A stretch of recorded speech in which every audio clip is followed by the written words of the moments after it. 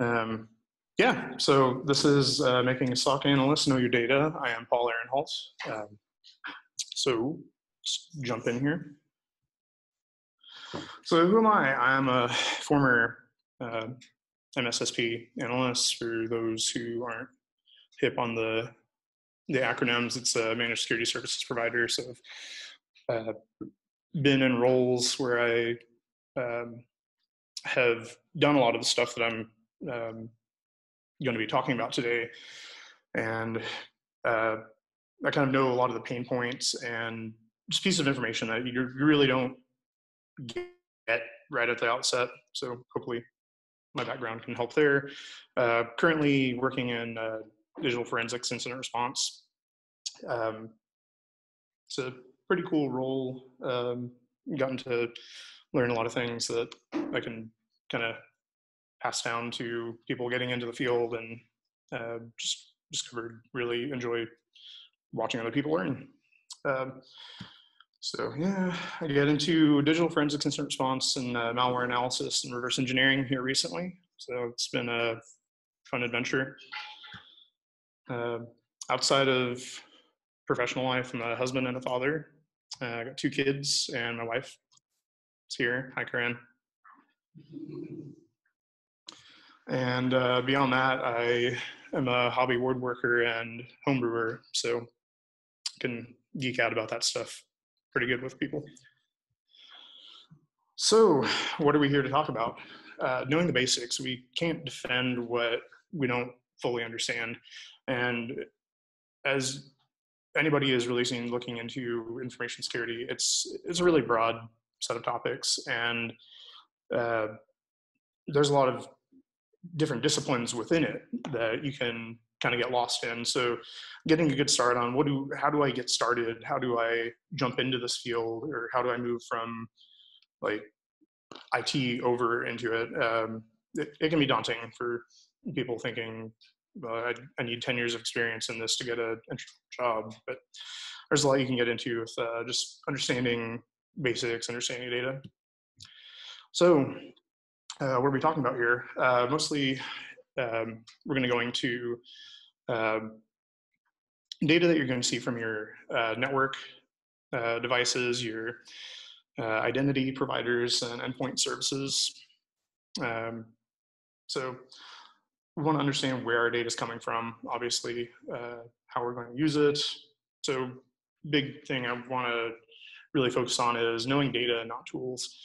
Doesn't matter which company you're at. I've gone through multiple different toolkits for using the same underlying data sources, and because I had it instilled into me to learn what they're ingesting and how to kind of understand that and learn the tool later, it's kind of helped me to keep my head above water.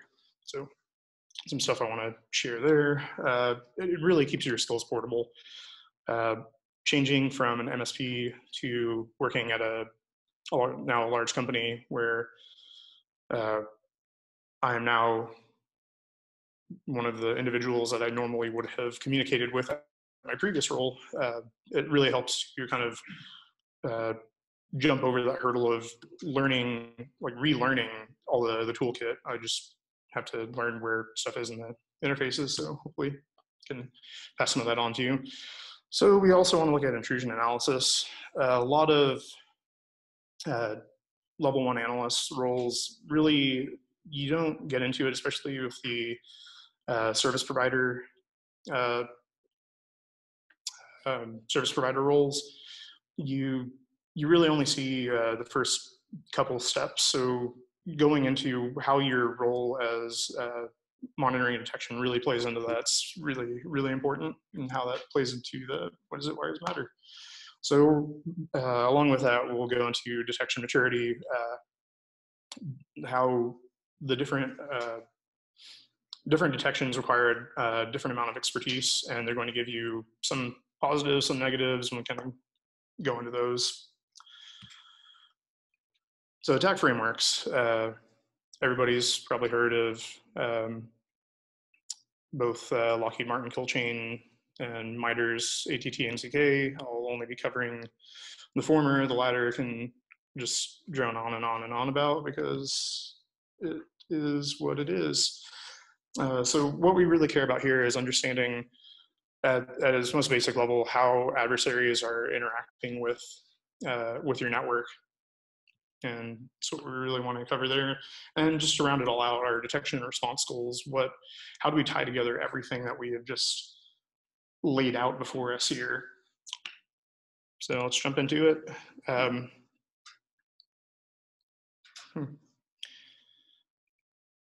There it is. All right, so we're going to jump into our data sources first. First, we really want to look at identity messaging and endpoint services and our network data. And we can really think of our data as being both in some part the target, and in other parts the asset that informs our security controls and lets us get alerts to see what the baddies are doing. So with that, we have to understand what they output, how they log it, structure, everything. And understanding the structure lets you really fill in the gaps. Each of your tools is going to have its strengths and its weaknesses, and being able to understand how those overlap and where those overlap can really help you to get a better idea of what's going on in your incident. We want to get into that pretty heavily. And there's going to be a lot of gaps. It sucks. No network is perfect. And being able to understand where you can start moving around to artificially fill in those gaps can save your skin and save you a lot of headache. And a big point that I'll just stick in here, just because something can log doesn't mean that that log should be an alert. Big thing that I really say a lot. Your generic alerts are bad and you should feel bad, and I believe it. So let's look at how our data is made.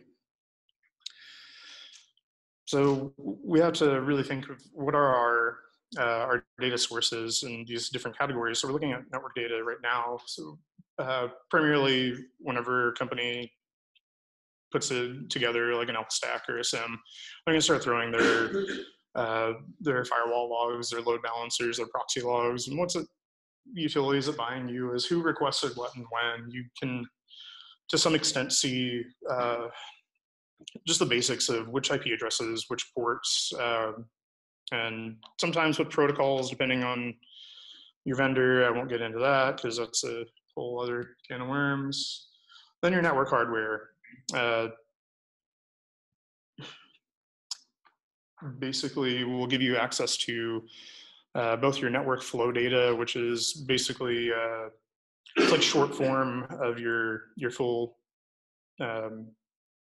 packet capture, just your header information, basically like the thinking of it as the contents of the outside of the mailing envelope versus all the stuff you got inside of it. Outside of that, the routers, switches, and networking hardware doesn't provide a whole lot of other security value to a lot of the tools that are ingesting the data, but really want to focus on that flow data more so, knowing it's available and it is a lot more accessible than just dumping everything off the wire and hoping you have somewhere to store it. So VPN, this is super important. This is remote user line of sight. Many companies are now thinking cloud everything. I don't want any routers and switches and firewalls. I just want it all in the cloud. Well, you still have to be able to see where things are going. So you're going to have VPNs. You're still going to have a data center, and having that challenge of your users are now roaming the world with your assets. Still needs to keep an eye on them and protect them from themselves a little bit.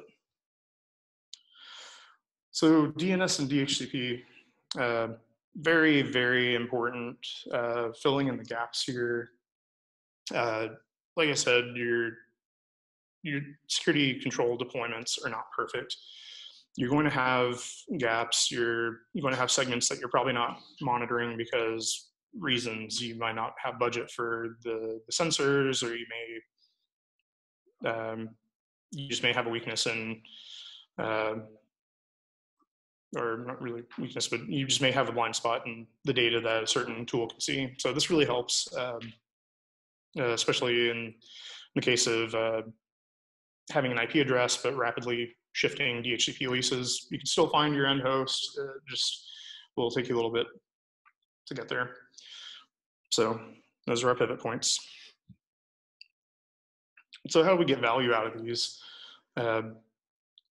The primary tool that I worked with were IDS, IPS.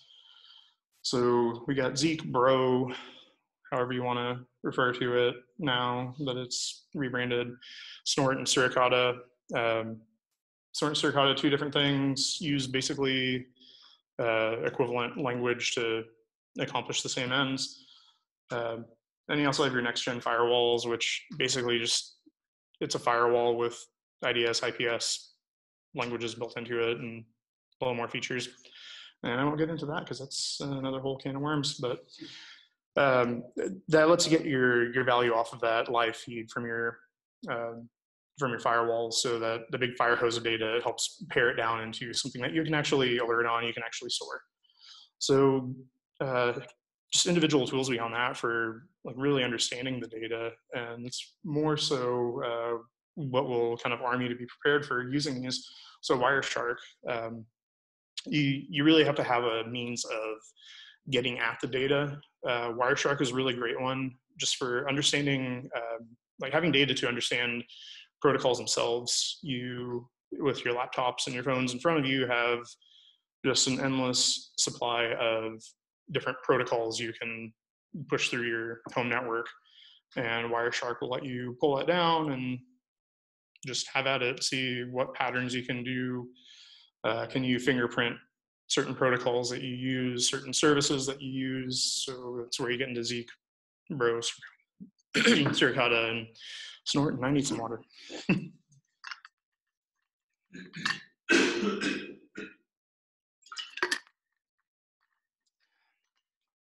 Sorry about that. So another tool, very, very handy for this, Fiddler debugging proxy. Well, most of the world is using TLS now, so just simply dumping data from the wire is not going to be helpful to everybody. And getting into the contents of those sessions can be a little daunting for a beginner. So Fiddler makes it a little bit easier, and you can actually watch those sessions as they're happening. So kind of compare it to the data that you're capturing on Wireshark and have an idea of what you can do where.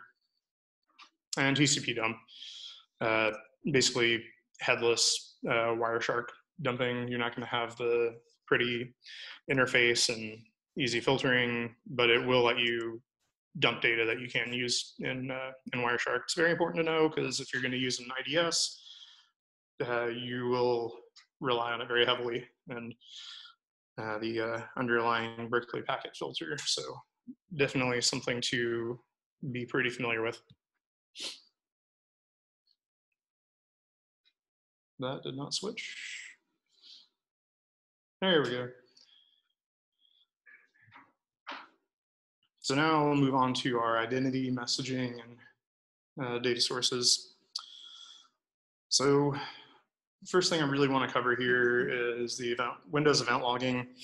I ended up listing this both under identity and endpoint, just based on what you're tracking, be it services starting, stopping, or users logging in, logging off, being created.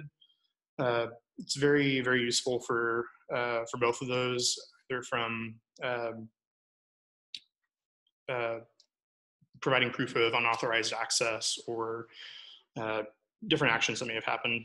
So being aware that it's a very valuable tool, and even though it's really annoying to use within Windows, there are tools that make it a little bit less annoying and make you not have to deal with XML. Anyway, multi-factor authentication providers. this is another really great one with where things have been going with a lot of the phishing attacks now.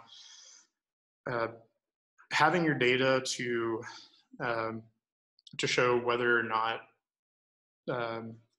credentials were actually compromised or attempted to be used can really help you with minimizing the amount of your user downtime whenever you're issuing password resets and possible account compromise. Very important to have that data. Many organizations are using it. It's just best practice at this point. Password sprays are easy and they work. Enough said there. So your single sign-on service providers, as I'd stated previously, with this being a very cloud-driven world, you have to be able to authenticate things. Companies don't want their users having to memorize 50, 60 different passwords piece for all the services the company's using. So SSO plays a part in simplifying that, but also plays a part in really spreading out where your credentials are going to be entered. So being able to get data from your SSO provider really helps to figure out how your credentials are being used where, and not having that headache of, well, I know when authentication happened, but I just keep seeing it going back to Microsoft, or I keep seeing it go back to whatever SSO provider. You get a much better visibility to when attacks are actually happening versus just something telling you authentication is happening. So our security controls that we really want to use with this, log monitoring and aggregation, so your elk stacks, your SIMs, flavor. I'm going to keep it pretty vendor agnostic outside of the open source stuff. So what's the data to really be familiar with here? Because vast majority of the threats against the network are now being delivered just straight to your inbox. Understanding how an email header is structured is very important. Knowing where to look for spoofs, where to look for your adversary's infrastructure, just knowing what information you can get to your messaging teams, you can get to your tier 2, tier 3 analysts as they're putting in blocks and preventative measures, can really go a long way with cutting these phishing campaigns short against your users. So inbox rules, really, as far as the evidence that you can collect from messaging systems, it's going to be your best bang for your buck. And as far as showing data is moving out the door or is potentially moving out the door, put a star next to that in object access, because inbox rules are technically going to fall into your object access, but they kind of stand apart in that they tell you a whole lot in and of themselves, whereas somebody accessing individual pieces of your inbox isn't necessarily going to give you as broad a picture as this, and give you next steps that you can follow to start preventing data from leaving your network or leaving your email systems. So your security controls, another pay for play, and I won't list any particular vendors out here, but there's a lot of them. They provide a great service, and if you can see what percentage, for those of you at organizations that do have these in place, that the providers are just preventing from making it to your networks, it's insane. They're saving a lot of work. So next we move on to our endpoint sources and controls. This is the one where I can easily let time get away from me, just being that it's kind of where I spend most of my day-to-day job. So like I said before, Windows event logging, it's kind of an endpoint data source. It's kind of an identity data source, but we're going to do it here because we can, and I'm presenting, so I did. So if we're going to talk about our endpoints, we also have to talk about how processes can be logged, and how we can get that debug data out of there. So we got our Windows audit process control. basically make Windows event log entries whenever a process spawns. Not necessarily the best way to do it, but it's one way.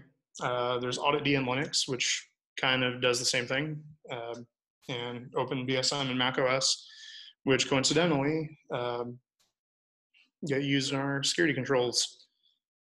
So first of all, I'll mention by name because it's free and I can, OS Query. Learning curve is a little steep, but I really recommend it for being able to use what you have and have it in a really easy to use form. It's just a bunch of SQLite databases that it'll create. There's APIs so you can access them remotely. It's really flexible, really wonderful for a small lab. It gets really ugly whenever you start talking about like 20, 50, 100,000 endpoints. Then you really just need to move on to enterprise solutions at that point. So syslog and SIM, this is another one that can get you a lot of value, very hands-off. Sysmon was developed by Mark Razinovich as part of the Windows System Kernel suite. It's a wonderful tool, gives you a really non-verbose way of getting your process auditing. You can apply a lot of tuning to it, create your custom event codes. Swift on Security has a very great config file for this that I'm not realizing I forgot to add in the slides, but I will add it when I get home tonight. So then we get to our EDR, EPP, and next-gen antivirus. They'll get very interchangeably used. A lot of the vendors are now merging their offerings, so it's all very gray area, just falls under EDR. Most people refer to it as that. It's basically going to give you your best level of flexibility at getting at the data, visualizing it, being able to understand that.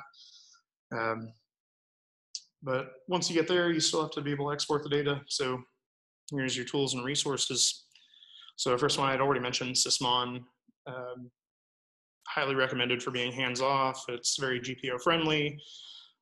Updating it and restarting services is very trivial. It's not going to bring your servers down. OS Query went in on that. Procmon, so for actually understanding the data on the laptop right in front of you, Procmon will give you a lot of the relationships between the processes, the handles, and so Process Hacker, they kind of provide a little bit different utility, a lot of overlapping utility. I really like Process Hacker because of a couple of little features that make it easy to identify when odd things are happening, like processes being executed from within memory and not dropping files. So you can catch those a little bit better than Procmon, which will give you real time. And if they only spawn for a second, you may miss it if you blink. So along with that, understanding debuggers, there's WinDBG, command line based, high learning curve if you really want to get into it. System kernels, I think it's volume 7 right now. It's a really long read, but it'll go through a lot of examples that'll help you understand it. And then x64 debug, and there's many others, Immunity. They're going to be your GUI based debuggers. You can pause your processes as they're running, set your breakpoints, step through them, and be able to understand what's happening in memory, where stuff is being put into buffers, where it's being written to other existing process structures. That really gets into the very more advanced stuff, but if you're going to get into any exploit development or reverse engineering, you will visit that very often. So Yara, this is another, not really a tool, but a language that lets you build a very robust indicator of compromise. So lets you get down to being able to write an alert that'll fire if file is detected with a certain function within it or certain strings, and there's just the world's your oyster with that one. It's only as strong as the rules you put into it. So that's what I'll say for that. Then HELC, you have to have some way to take in this data and use it. Roberto Rodriguez, handle Cyber War Dog, made HELC. It's a Docker container with Jupyter playbooks, Kafka, bunch of data science packages, and many visualizations for your endpoint data, some of your network data. A lot of it's pre-baked and ready to go. You can get value pretty much immediately as you start dumping your data into it. And I'll mention this because at some point in time, you're going to deal with malware, and you're going to deal with VirusTotal and other online scanners that are going to feed you malware names. A lot of those malware names are based off of the Computer Antivirus Research Organization malware naming scheme. And what does that mean? It's whenever you see like win32 or sniff dropper something, it gives you a really good brief description with a couple of different categories of what it is, what platform it's for, what techniques is it using, and lets you make a little more sense of what you're seeing in a lot of these multi-scanners. So next, we're going to get into our protocols, services, datasets.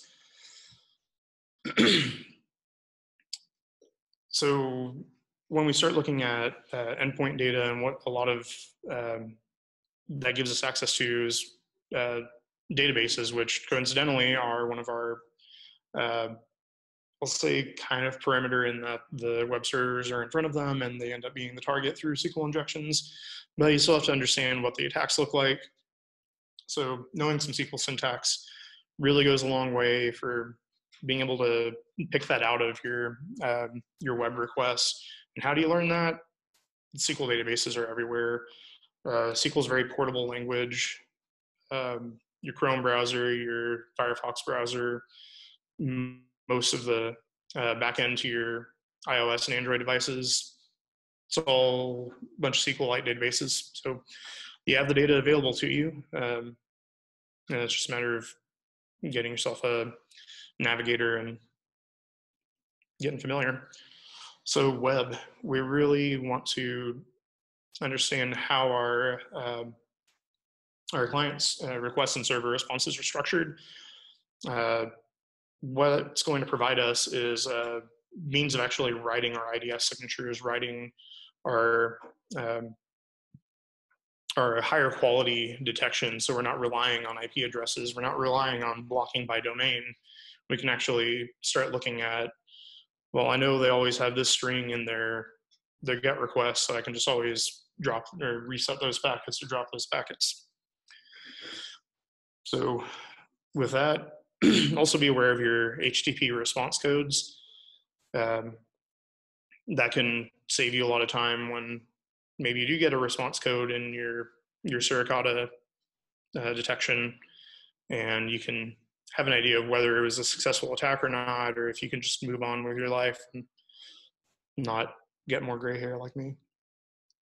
So SMTP, like I said before, headers, very, very important. It's going to tell you a lot about the infrastructure that your attackers are using. So being able to make those informed decisions of how you're using your domain and IP addresses as basic atomic indicators that they're very, they're useful in the short term, but aren't going to give you a ton of value in the long term. Say you leave the blocks in place for a year or two, you may only see them in use for a very short amount of time. So are logs. Logs are everywhere. Everything can write it. What do we really care about inside of those? Any logging IDs in Windows, the Windows event log IDs. There's also a lot of codes within them to be aware of that really provide additional context, like logon types, tell you whether somebody was logging in remote, local, potentially what services they were using to log on. So for Linux, we really want to just be aware of where our logs are. Most everything will end up in the var log directory structure. I tried to think of examples of where they were not, and I came up pretty short. So you can see I didn't list any. The community somehow just been very, very great about putting everything there. Then I also added in here scripting languages. So the thing I really want to focus on with the scripting languages is you're going to see them in your command line strings. You're going to see them in your web requests in the form of JavaScript for those, in the form of PowerShell, and even JavaScript and VBS, VBA code in your endpoint and command line monitoring stuff. So, yeah. And how can you get your actual attacker data? Well, there's actually a fair amount of adversary simulation projects out there. I think the two I put links in for were Atomic Red Team and Mordor Datasets. So pre-built, you can just plug them into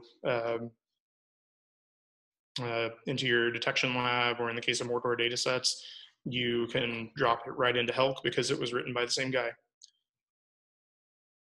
Oh yeah, there we go. And my favorite book that taught me everything I know. Take a sip of water here. I'm losing my voice.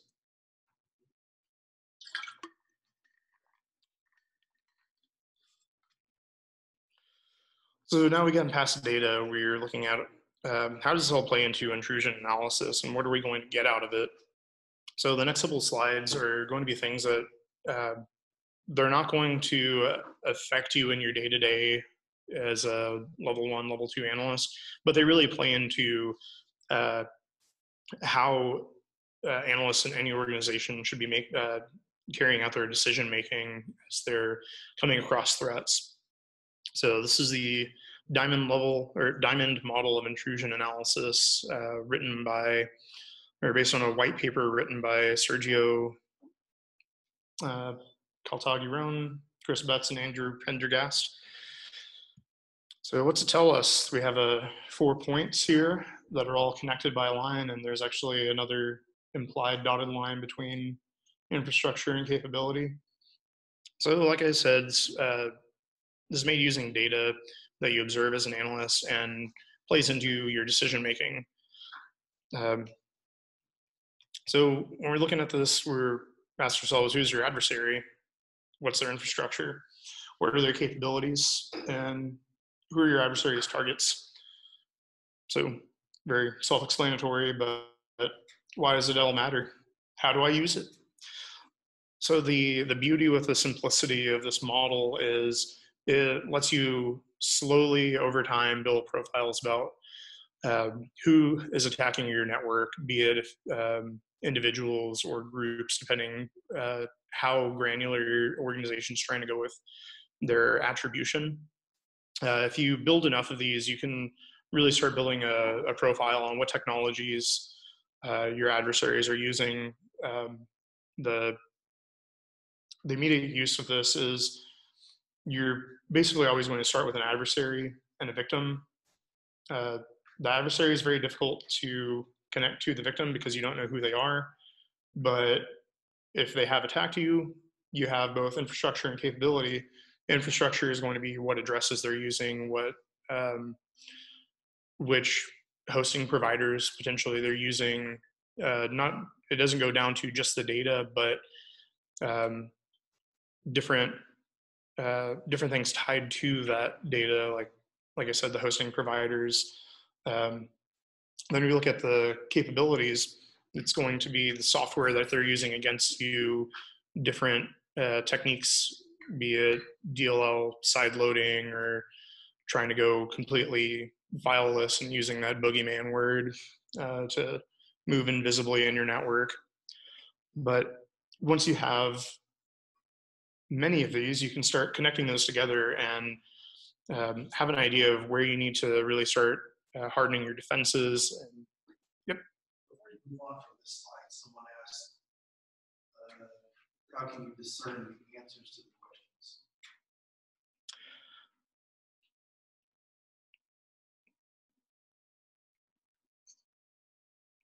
Was it on this slide? On that slide. Yeah, so this is where it really gets into working with your threat intel team. It's not a model that every organization is going to use. Basically, answering those questions of who's your adversary, you're going to have some amount of indicators based on what technologies they're using and what infrastructure they're using. That lets you start connecting with maybe data that people in the community have shared. So if you go to the MITRE ATT and CK page, they have a matrix of different techniques and procedures that attackers will use, and along with that, mappings of those two known threat groups. And the difficulty with threat intelligence is you're working with a lot of unknowns and trying to create knowns out of it, which is why I mentioned sometimes you're going to be able to get down to like the literal hands on keyboard, like law enforcement, and you may have seen in the last week, the indictments are raised against the 4 individuals over the Equifax breach. But for most organizations, they're not going to go that deep. They may go to just the group. So maybe they don't want to prosecute an individual, but maybe they want to say, well, I want to know if this particular APT group is targeting me. Being able to understand what tools they're using, where they're coming from, will start letting you use your historic incident data to really start connecting those dots and say, okay, I see over the last 3 months, this group of servers was being used in this particular VPS provider, plus XYZ list of techniques and procedures being leveraged against us. So it's another topic that there are literally entire presentations on, but it is something to be aware of. It really gives value to taking good notes, knowing that they can be used in the future to start connecting all the events that they're happening in your ITSMs and your ticketing systems.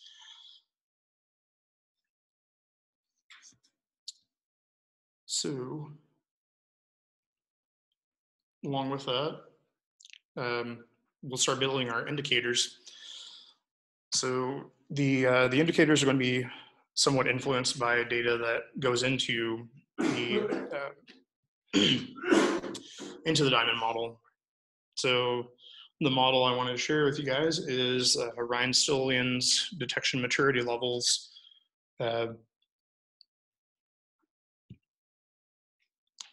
So this gives you a progression for being able to use very easy data points to much more difficult combinations of data points to understand first where you're being attacked from, then how you're being attacked, who you're being attacked by, and then finally what's their motivation. It really, really ramps up in difficulty. At the bottom, you have your atomic indicators, which it's kind of blurry up there. It's basically your addresses, that they are a piece of information and of themselves, but don't carry nearly as many assumptions as a rule that is made up of this process with this parent process and this command line string, which you're going to be using at higher levels. So as we go up here, we start getting into higher levels of complexity. So as we see here, simple at the bottom, IPs, domains, hashes. And then we start moving up to using structured languages. being able to look at maybe web requests, things that are a little more unique and aren't going to be as changing as, say, jumping over to a different provider. And then beyond that, we're going to behavioral indicators where you're understanding how people are operating once they get into your network, once they start attacking, like once they've gained the foothold into your network. And at the very top is understanding their motivations. And this really plays into more, what are they after? Understanding what is of value in your network, being able to pivot back to your intrusion analysis using diamond models, say who's attacking us, and historically how have they been motivated and how do we fit into that if we know a certain group is attacking your organization and constantly targeting you.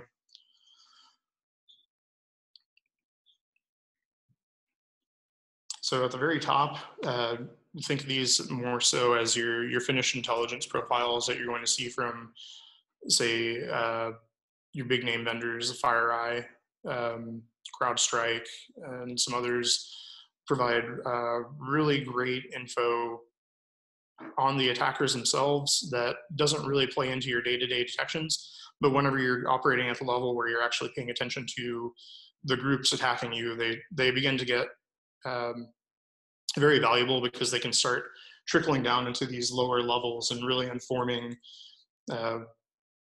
where you should start focusing new detections or improving existing ones.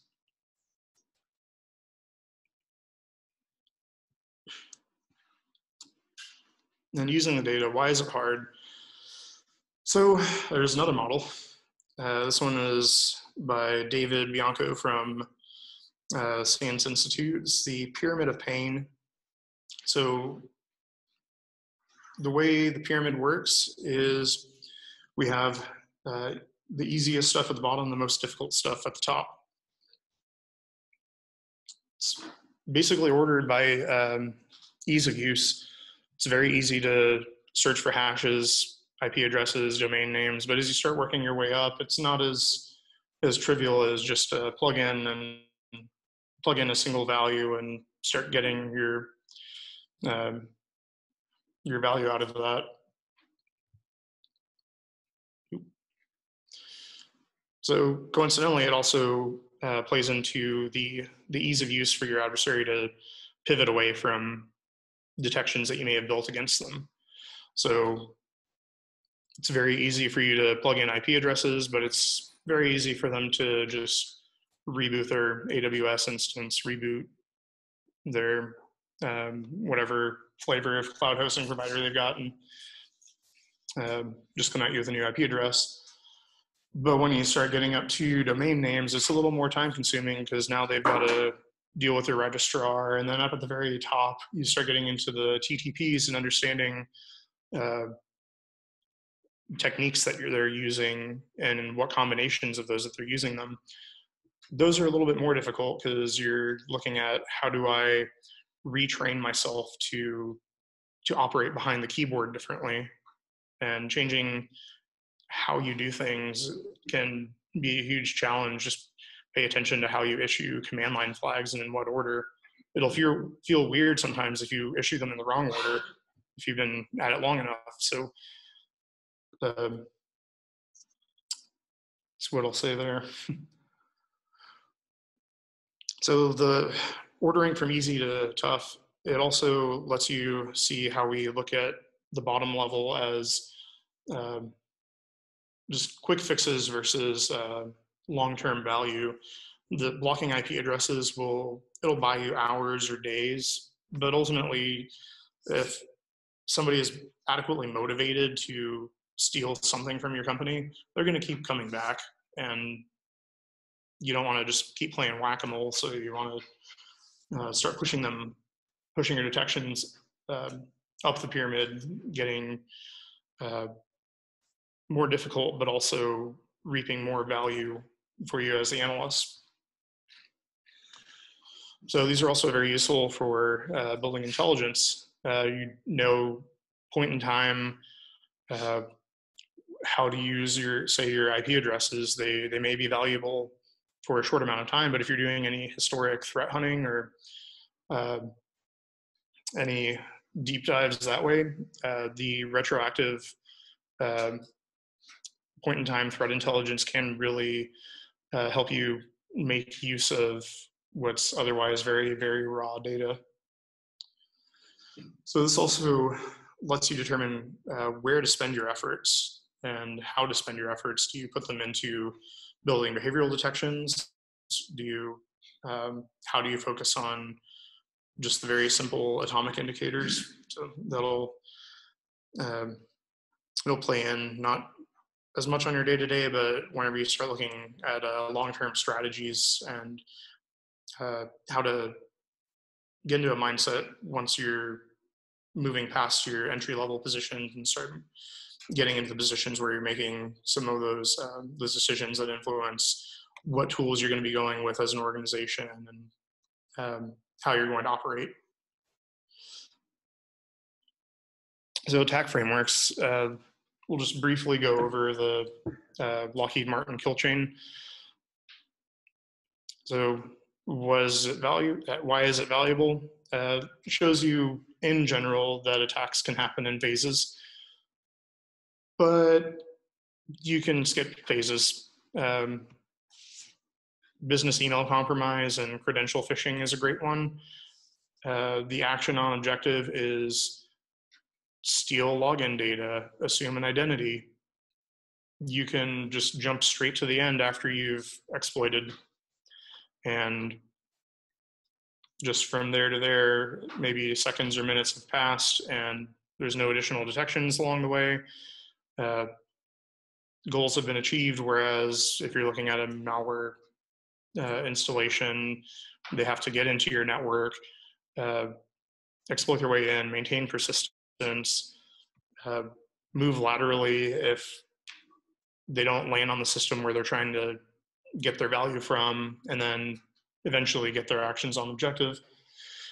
So big point there is it's not always going to happen nice and tidy in order and be very easy for you to follow.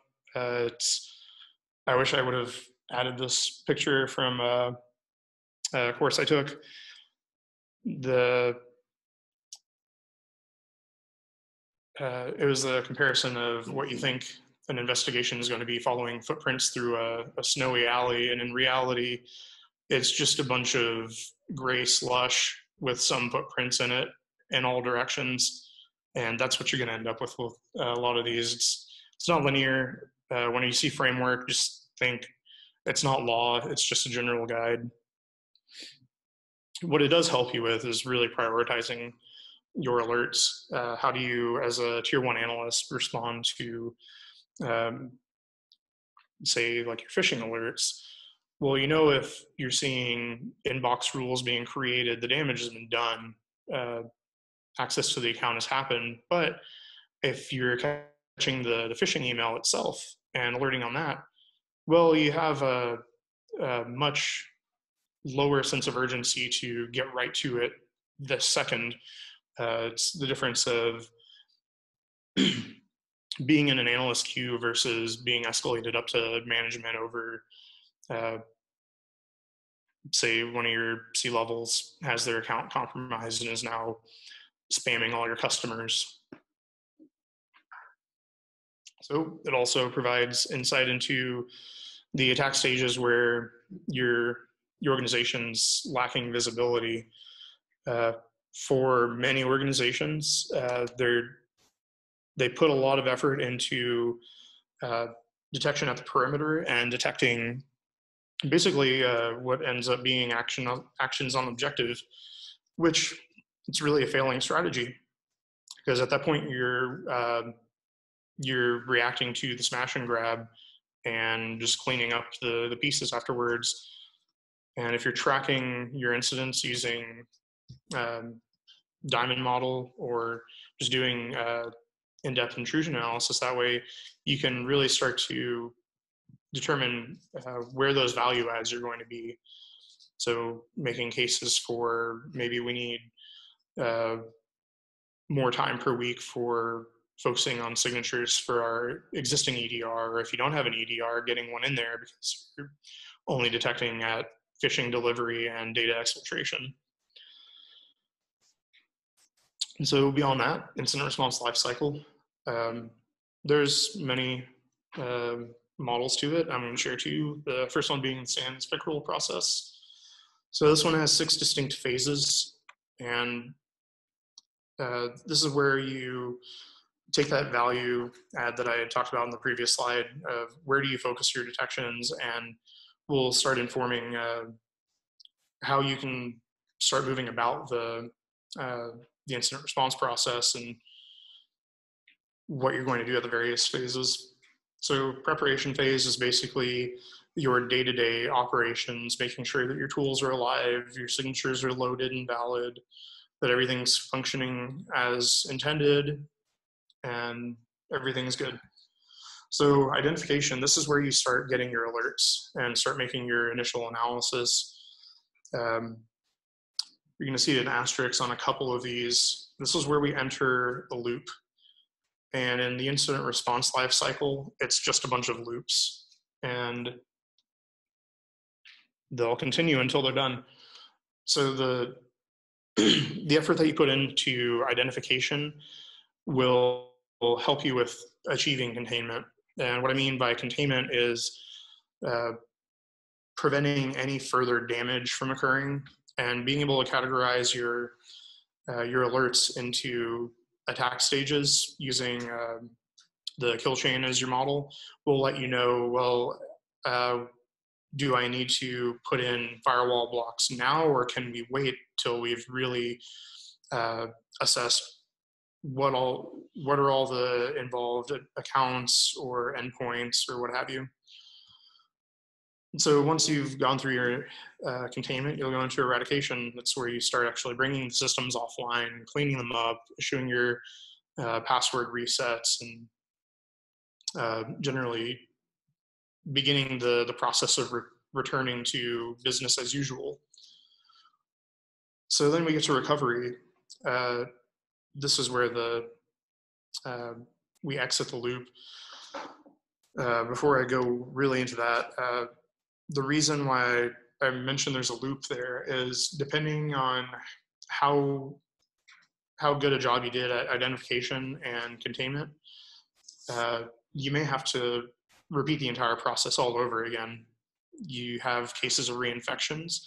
I've had that happen to me. I didn't track enough of the indicators within a particular campaign. One more phishing email got in, and had to repeat my work for a week.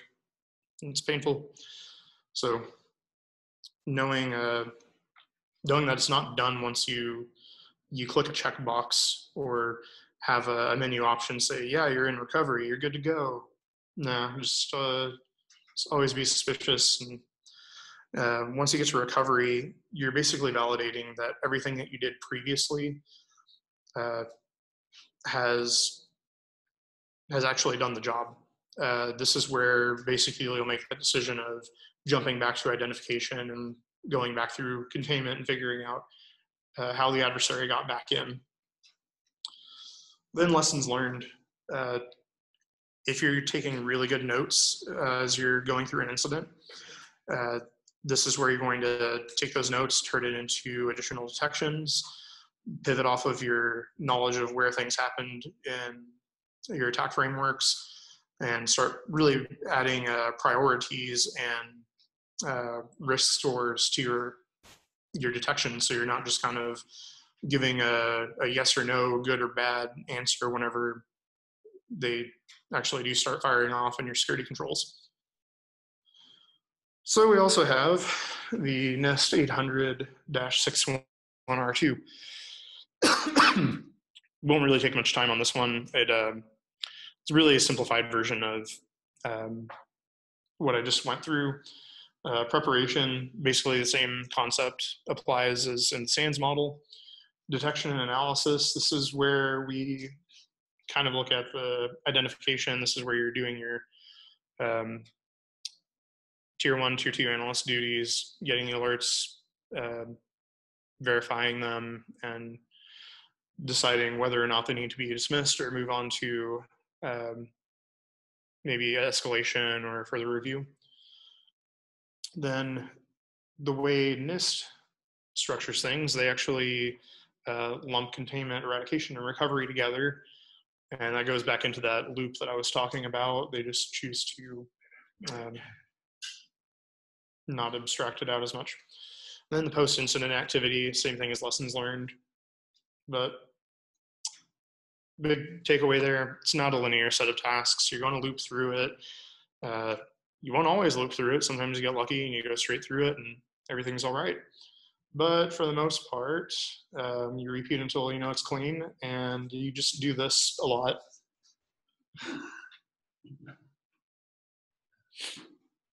So bringing everything together with our detection and response goals, it's not all about catching bad guys and cleaning up your environment. Understanding all the data that you're taking in, understanding how it fits into these different models makes you a more well-rounded defender and even network attacker. You get, as somebody on the offensive side, you can get a better idea of maybe where you're going to get detected and how those detections might be weighted. So having a better idea of where to use easy tactics versus more difficult tactics, and how you're going to get your best value there. And for that matter, provide the best value to your client. So understanding which phases your attacks are actually happening lets you prioritize your alerts, gives you earlier detection opportunities. These are the two things that will make your life much easier as a tier 1 analyst. And knowing we're in a college town, a lot of people either listening or here may be trying to get into the industry. Just jumping in and having your first job where you're looking at alerts gets really daunting when you don't know how to weight all of it, and maybe you're in an environment where not a lot of like TLC has been put into keeping the volume down and keeping everything properly prioritized. So knowing how to do that can go a long way to making your life easier as time goes on. So building threat intelligence is where we go back into our diamond model, knowing how we can combine data from multiple incidents into a profile and eventually have a better idea of where to look for data. Maybe if you have a threat intelligence provider, knowing which reports to ask for and what type of on-demand data you may be able to get out of them to help influence your day-to-day detections.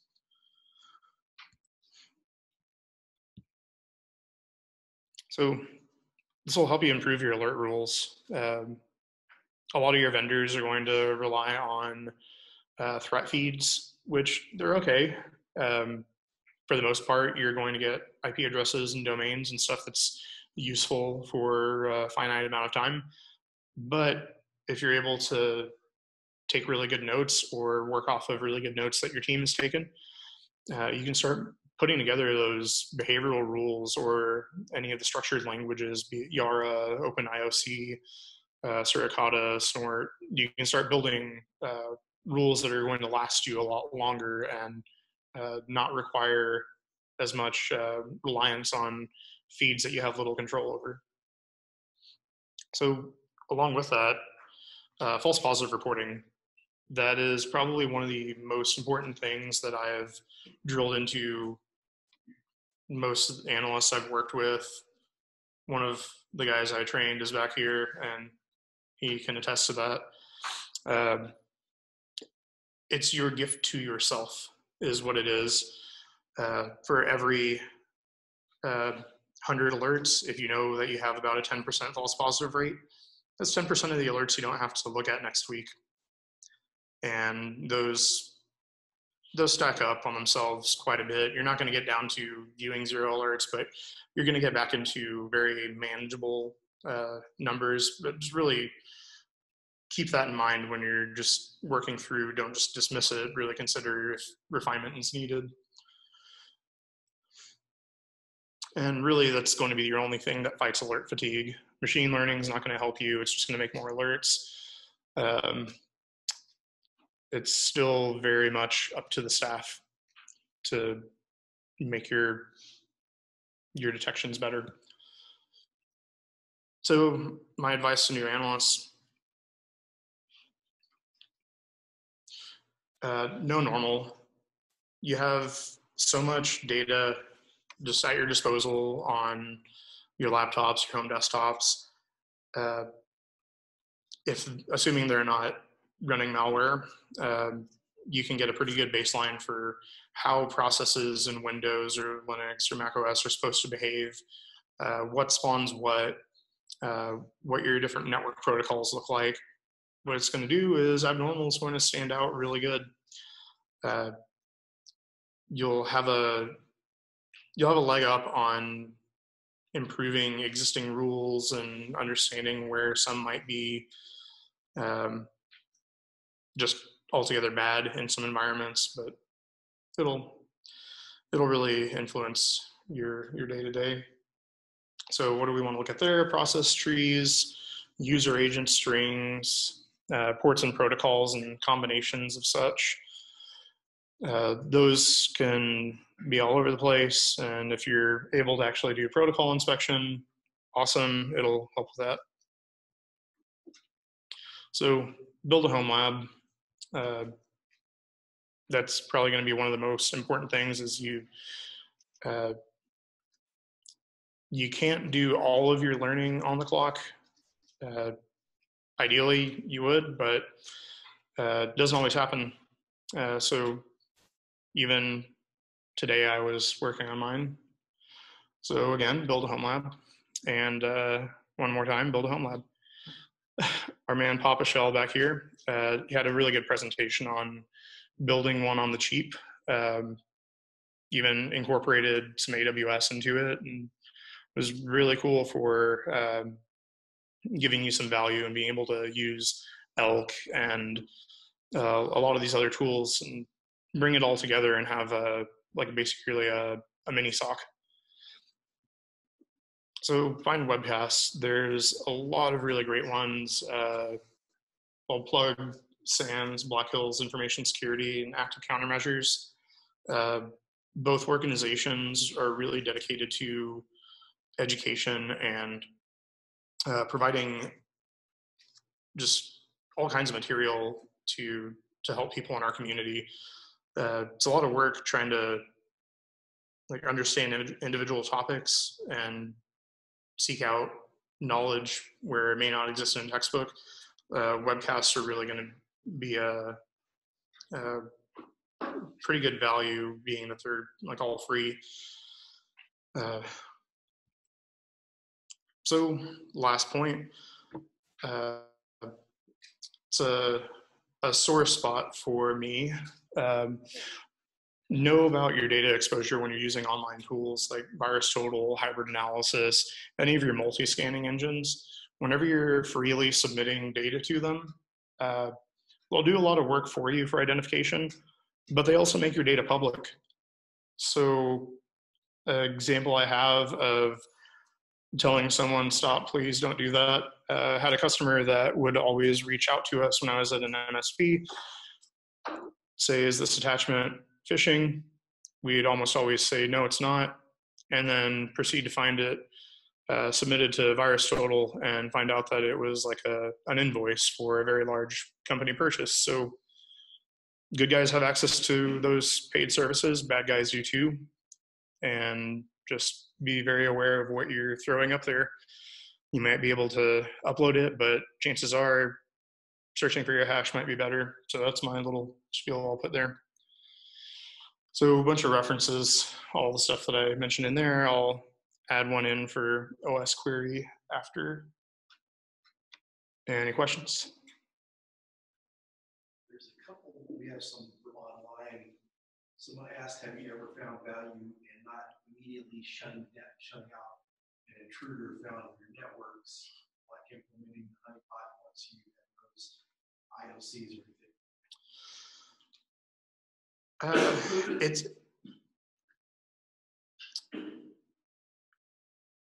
It's a situational thing, and it really more so has to do with have you really gone through your initial identification and assessment of whether or not you've fully scoped out all of the identified hosts, and more importantly, the original point of entry. If you can't determine that initial point of entry, you can basically guarantee that you're going to retrace your steps. So throwing in your prevention steps at that point may cause you more headache than they immediately help with. So it really plays into how well do you have a grasp on what's going on inside of your environment for the given incident. So sorry, it's not a black and white answer. It's just it's a very gray area, and you'll discover that as you go through your career and encounter various types of incidents. And we have another one. When will we begin adding traffic filters on IPS devices to systems for identification during the containment phase, or suggesting it to be added? You may not have access to level 1 or 2. This is SOCs. So improving the visibility is really going to be more so in your preparation and lessons learned. Trying to get any major change done in the middle of an incident in an enterprise network, they would be more open to bloodletting at some organizations than to make major changes like that. So it's things that you really want to focus on to set yourself up. Like if you're going into an incident, you know that you're going to have to feed additional IDS data in.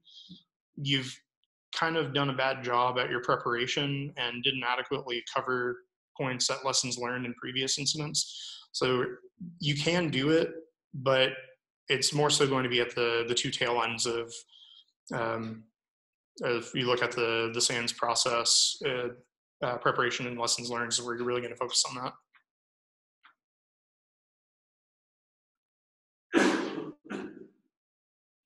Yeah. How do you determine which emails to check for spoofing? So AI, ML, no. It really comes down to making determinations of what kind of messages are you going to allow in, and points that I wish I'd kind of gone into a little more on email, but like full disclosure, I'm not an expert at enterprise email.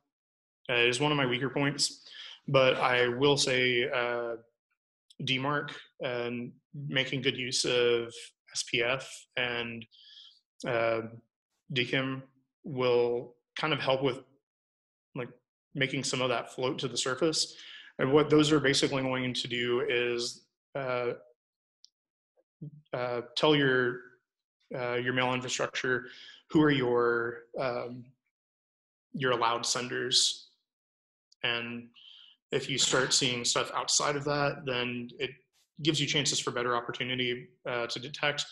But your best bang for your buck is going to be don't roll your own, just go with an enterprise provider that's going to sit in the way.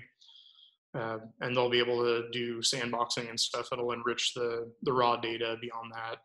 Mail is difficult. That's why those guys get paid really good money.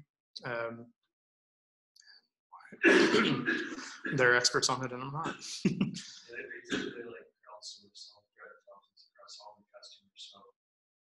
There's always like a patient zero or someone gets hit. Sometimes it's used, sometimes others, but allowing the crowdsource to together, they can see things across all your enterprise and stuff quicker. If they have it, they sandbox it in your environment. You may have a patient 0, 1, 2, or 3, but get to 4, 5, and 6 and on, we'll usually stop it and report to all the other customers. I mean, it's like you said, it's you pretty much have to do the enterprise solution. Yeah, it's a really, really difficult beast to tame. And like Sheldon said, crowdsourcing, it's really the way to go with those for making it easier on the analysts themselves.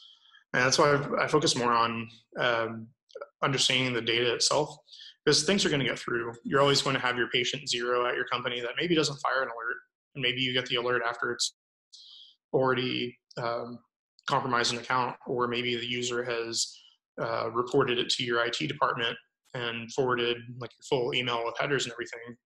That's where you're going to jump in, do your inspection, and be like, okay, is this actually a phishing email? Is there anything I need to start picking out of here to get to maybe my threat intelligence analyst? Like, who's this belong to? Do you need to really do more digging into this? So it all relates. It's just different flavors. Do you want to go with one vendor versus the other? So you kind of like let the vendor follow it up and investigate something. Yeah.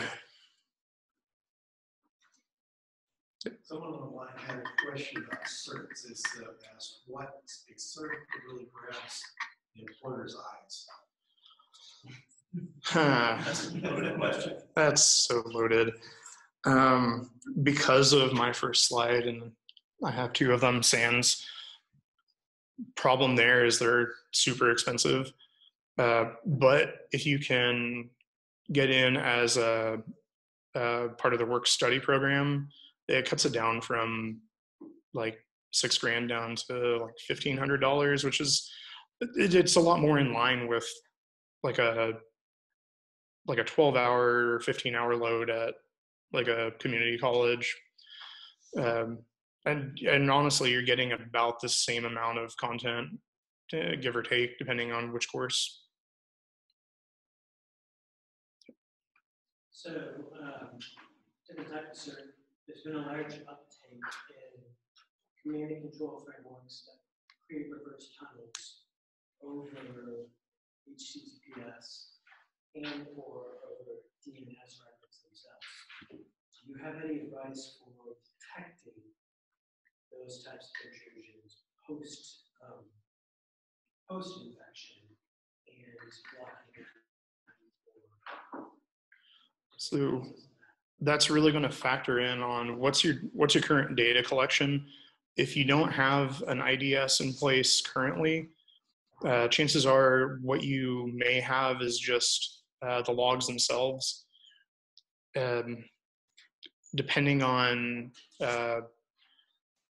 say, maybe you get lucky and you have NetFlow data available to you, you can start looking at session sizes for, say, your DNS traffic. So maybe if data exfiltration is happening over like text records, which is a popular thing right now, tools like Zeek will really help with that, because you can start making rules on like packet sizes and combinations of other things. But kind of going after the fact, it really comes down to your knowledge of protocols and what they look like whenever everything is normal versus what they might look like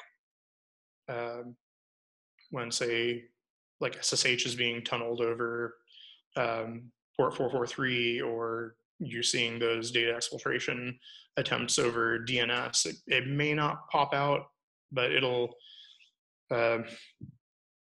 definitely be something to influence maybe what you can improve in your existing data collection. Yeah. Also, you mentioned two things earlier with Black Hills InfoSec and active countermeasures. So Black Hills puts out an open source framework called RITA, and then they have their enterprise framework, which is the active countermeasures.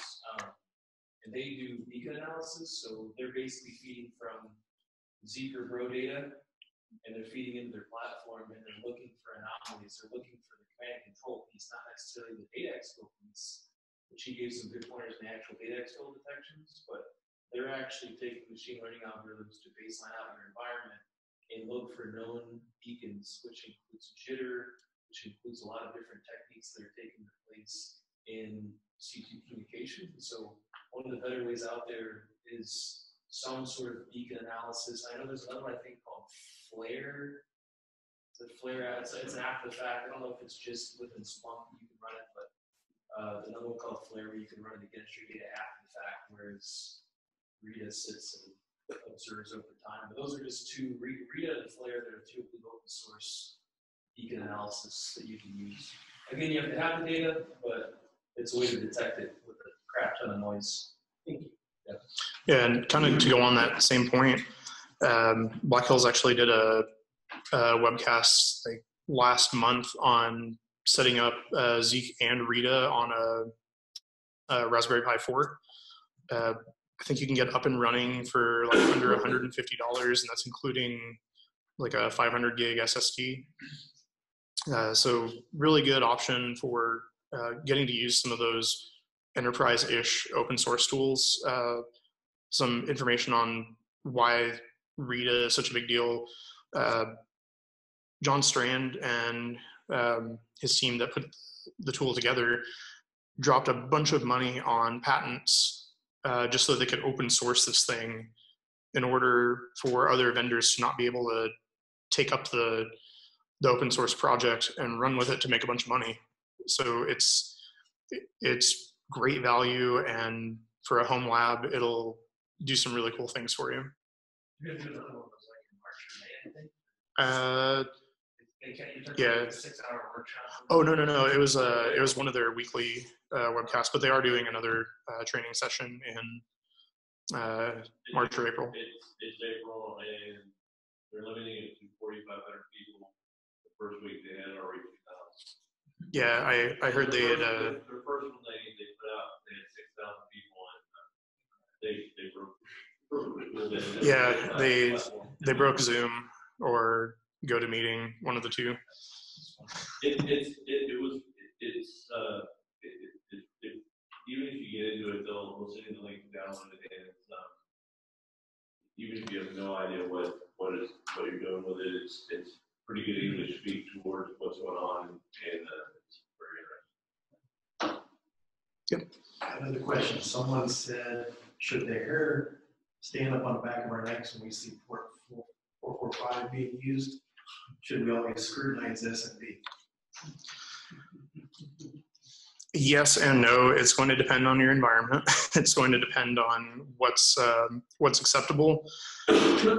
Seeing it between your workstations, I put on my best practices hat and I say, nah, that's horrible. Cut it out. You don't need your users sharing with each other, but in some environments that may be perfectly normal. And then you start getting into those protocols going outbound. Well, some tools legitimately do that. You might sometimes see those packets going out to Google. Doesn't mean it's necessarily bad. It's not preferred, but it's very much a gray area. In general, no, you don't want it, but it happens. I have another question too here. Are the breach and attack sims like Veriden, Attack IQ, Scythe, Simulate, or Infection Monkey something like that your SOC team make a use and clients use it to test how your team responds? Yeah, obviously with some caveats of having a good control over what you're deploying in your environment. You may not want to just go crazy installing a bunch of these tools on production workstations. But if you set up a specific lab where you know you have visibility to your tools, yeah, they really, they're designed to be used in conjunction with your enterprise tools so that you can have a better idea of, like, am I getting the best value for my money, or am I going to have to put in a little bit of elbow grease to start getting better value for my tooling spend?